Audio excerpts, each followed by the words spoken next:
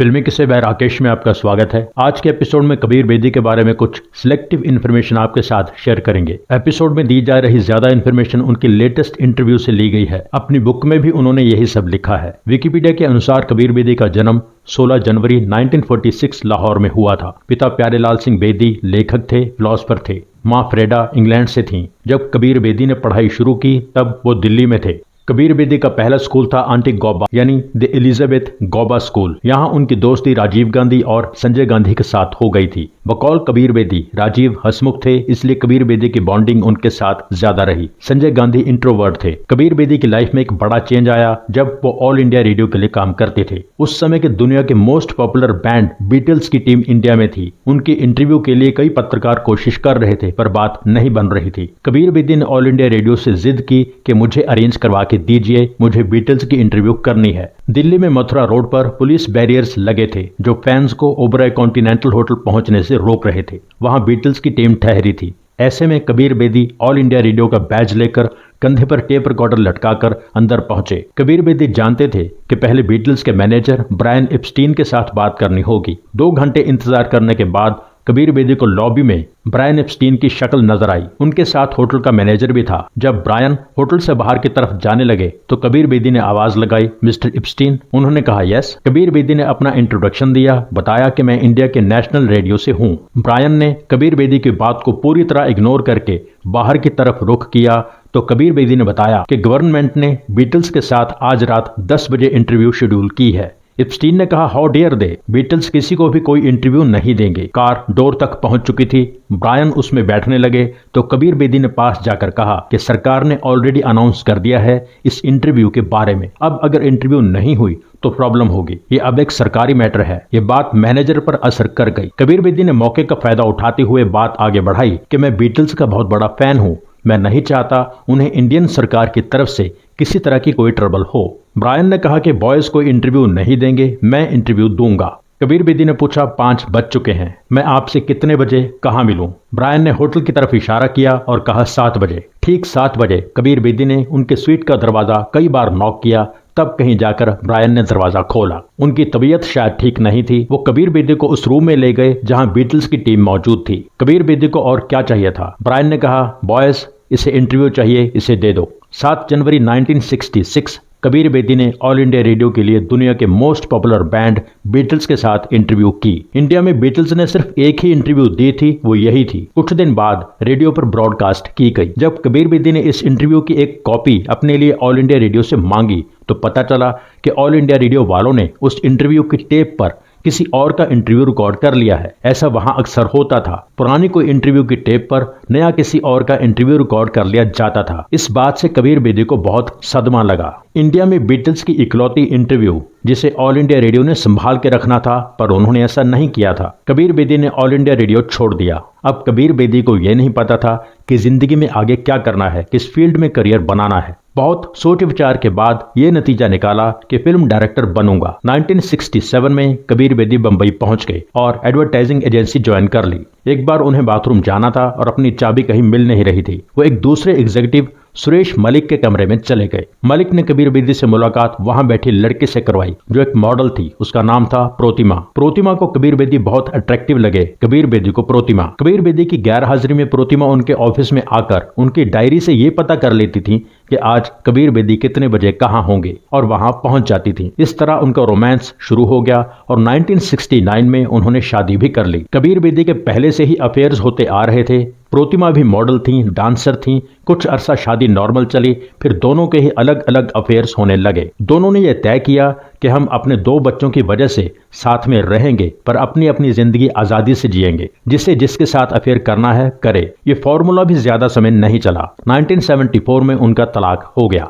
इस बीच as an actor Kabir Bedi ने अपना करियर शुरू किया। रिलीज होने वाली उनकी पहली फिल्में थीं हलचल और सीमा जो 1971 में आईं। अगले साल फिर राखी और हथकड़ी, अनोखा दान, सजा, पर सही पॉपुलैरिटी उन्हें मिली 1973 की फिल्म से। फिल्म थी राज खोसला की कच्चे धागे। इसने कबीर बेदी को इंडस्ट्री और ऑडियंस में पहचान दिलाई। महेश भट्ट ने जो सबसे पहली फिल्म डायरेक्ट की थी उसका नाम था मंजिलें और भी हैं। ये बहुत पहले शुरू हुई थी, कबीर बेदी भी इसमें थे। ये सेंसर में अटक गई थी। 1974 में यह फिल्म रिलीज हुई पर चली नहीं। कई जगह लिखा जाता है कि यह फिल्म रिलीज ही नहीं हुई थी। कबीर बेदी को फिल्में मिलती रहीं। 1976 में आई राजकुमार कोहली की बड़ी हिट नागिन का हिस्सा भी बने। इस साल ही कबीर बेदी की प्रोफेशनल लाइफ को बहुत बड़ा बूस्ट मिला। सैंडोकैन सीरीज के लिए इटली वालों को एक एशियन एक्टर चाहिए था, इसलिए उन्होंने पूरा टूर किया, कई ऑडिशंस लिए। उनमें से कबीर बेदी भी थे जिन्होंने ऑडिशन दिया। फर्दर ऑडिशन के लिए उन्हें इटली जाना पड़ा अपने खर्चे पर। वो गए, फाइनली उन्हें सिलेक्ट कर लिया गया। ये सीरीज इतनी ज्यादा हिट हुई कि कबीर बेदी की इस प्रोफेशन से अगर कोई शिकायतें थीं वो सारी दूर हो गईं। कबीर बेदी वहां बहुत बड़े स्टार बन गए, बहुत फेमस हो गए। इटली की तरह स्पेन में भी उनका बहुत क्रेज था। एक बार वो स्पेन गए जहां उन्हें कुछ बुक्स पर साइन करने थे। एक डिपार्टमेंटल स्टोर था, वहां लोगों की बहुत ज्यादा भीड़ थी जो उन्हें देखने पहुंचे थे। कबीर बेदी स्टोर में पहुंचे, लिफ्ट से ऊपर की मंजिल पर पहुंचे जहां उन्हें बुक्स साइन करनी थी। वहां अंदर बाहर उनके फैंस की भीड़ थी। मैनेजर ने कबीर बेदी से कहा कि आपको यहां से जाना होगा, ये बिल्डिंग इतने लोगों का भार सहन नहीं कर पाएगी। बहुत मुश्किल से कबीर बेदी वहां से बाहर निकले। वहां कई लड़कियों की आवाजें आ रही थीं, I want to have your baby. ये बात वहां मीडिया में बहुत पॉपुलर हो गई। खैर, कबीर बेदी किसी तरह कारों के छतों से होते हुए दूर किसी कार तक पहुंचे जिसने उन्हें होटल पहुंचाया। शाम को कबीर बेदी को कॉल आई कि मैड्रिड के चीफ ऑफ पुलिस आपसे मिलना चाहते हैं, आपको पुलिस स्टेशन आना होगा। कबीर बेदी डिपार्टमेंटल स्टोर के लोगों को लेकर पुलिस स्टेशन पहुंचे। वहां बताया गया कि कबीर बेदी के खिलाफ 36 लोगों की कंप्लेंट है कार डैमेज करने के बारे में। कारों की छतें और बोनट डैमेज करने की वजह से कबीर बेदी को कंपनसेट करना होगा। डिपार्टमेंटल स्टोर वालों ने कहा कि यह गलती हमारी है, हम कबीर बेदी को सिक्योरिटी नहीं दे पाए, हम डैमेजेस का खर्चा देंगे। कबीर बेदी ने बताया था कि इस दौरान उनका परवीन बाबी से भी अफेयर शुरू हो गया था। हिंदी फिल्म इंडस्ट्री में परवीन बाबी का स्टेटस कबीर बेदी से बेटर था। ये अफेयर बहुत चर्चा में आने लगा। जब कबीर बेदी सैंडोकैन सीरीज के लिए इटली गए तो परवीन बाबी को साथ लेकर गए। क्योंकि सैंडोकैन इटली की 1976 की बहुत ज्यादा कामयाब सीरीज थी, कबीर बेदी पूरे यूरोप में फेमस थे, इसलिए लोग परवीन बाबी को इग्नोर करके उनकी तरफ जाते थे। ये बात परवीन बाबी को और कबीर बेदी को बुरी लगती थी। परवीन बाबी इंडिया में उनसे बड़ी स्टार थीं। ऐसा ही एक बड़ा इंसिडेंट हुआ जब इटली की बहुत बड़ी स्टार जो इंटरनेशनली फेमस थीं, जीना लोलोब्रिजिडा, उन्होंने कबीर बेदी को डिनर पर इनवाइट किया। ये मैसेज कबीर बेदी तक एयर इंडिया के मैनेजर ने पहुंचाया जो उनके साथ डिनर करने वाले थे। पहले सबको जीना लोलोब्रिजिडा के घर पर जाना था, उनके दोस्तों के साथ कुछ ड्रिंक्स, फिर रोम के एक रेस्टोरेंट में जाकर सिर्फ 4 लोगों को डिनर करना था, कबीर बेदी, जीना, परवीन बाबी और एयर इंडिया का मैनेजर। जब कबीर बेदी परवीन को लेकर जीना के घर पहुंचे तो जीना ने बहुत क्लियरली परवीन बाबी को इग्नोर किया। ये बात कबीर बेदी को और परवीन को बहुत बुरी लगी। कबीर को लगा डिनर के समय सिर्फ 4 लोग होंगे, वहां शायद जीना का बिहेव अच्छा होगा, पर डिनर के समय भी ऐसा ही हुआ। जीना ने कबीर बेदी के साथ डांस किया, फिर आकर बैठी और परवीन बाबी से पूछा, you my dear what are you doing here following the star. Kabir Bedi shocked रह गए कि जिस एक्ट्रेस को मैं एडमायर करता हूं वो उस लेडी की इंसल्ट कर रही है जिससे मैं प्यार करता हूं। कबीर बेदी कुछ कह पाते इससे पहले परवीन बाबी ने बहुत इंटेलिजेंटली जीना को जवाब दिया, no my dear, I am with my man because I have a man. Jinnah ये जवाब सुनकर चौंक गई। इसके बाद परवीन बाबी ने कबीर बेदी को डांस करने के लिए उठाया और कहा, मैं यहाँ से जा रही हूँ होटल। कबीर बेदी ने भी परवीन का साथ दिया और जीना से कह दिया कि हम लोग जा रहे हैं। बिना डिनर किए वो लोग वहां से चले गए। परवीन को दिमागी बीमारी बहुत पहले से थी।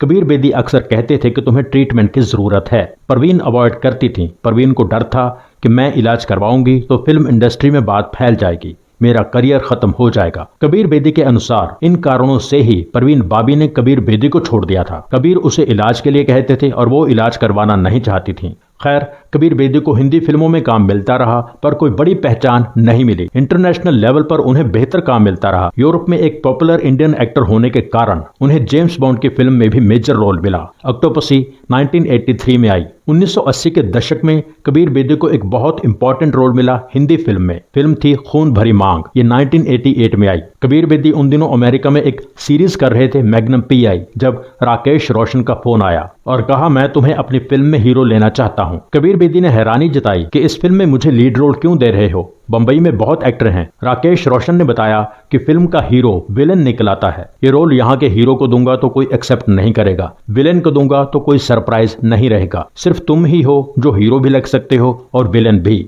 कबीर बेदी अभी तय नहीं कर पाए थे कि क्या फैसला करूं, पर यह पूछ लिया कि हीरोइन कौन है। राकेश रोशन ने बताया कि हीरोइन रेखा है। रेखा का नाम सुनते ही कबीर बेदी ने हाँ कर दी। उनके बारे में और भी बहुत सी बातें हैं, आगे एपिसोड्स में आपको बताते रहेंगे। आज उन्हें जन्मदिन की बधाई देते हुए इस एपिसोड को यहीं कंप्लीट करते हैं। एपिसोड के बारे में अपनी राय जरूर लिखें। एपिसोड लाइक करना ना भूलें। हमारे जिन दोस्तों ने चैनल सब्सक्राइब नहीं किया है, प्लीज सब्सक्राइब कर लीजिए। सब्सक्राइब करके बेल आइकन में ऑल पर क्लिक कीजिए। एपिसोड लाइक कीजिए, शेयर कीजिए, कमेंट कीजिए। Thank you so much for watching.